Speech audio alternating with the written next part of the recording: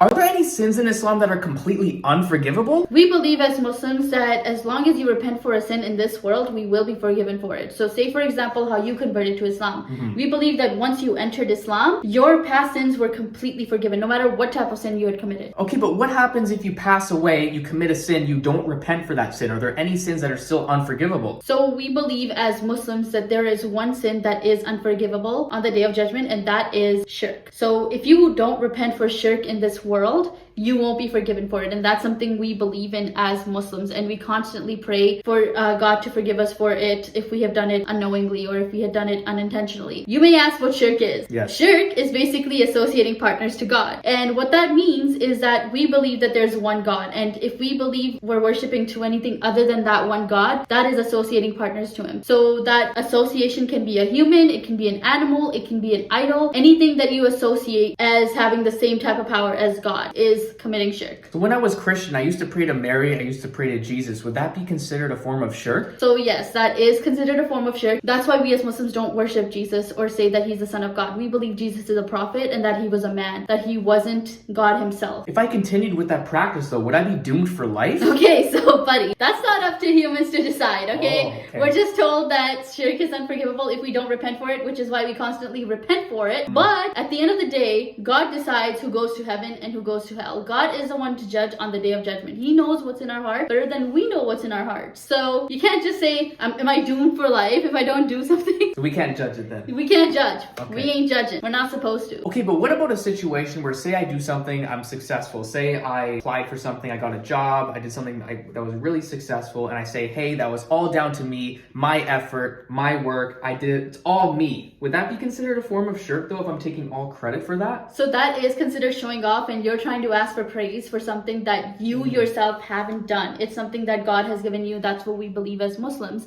that everything that we do, all the skills we've been given are by God. So we're not really supposed to take credit for something God has given us, right? So yes, it would be committing shirk, a minor form of shirk, so it wouldn't take you out of the folds of Islam. But nonetheless, it is minor shirk and we should stay away from showing off. We gotta be careful then. We do gotta be careful. So now we want to ask you, if you have any other questions about shirk, you can let us know in the comments down below and we'll try to answer as many as we can.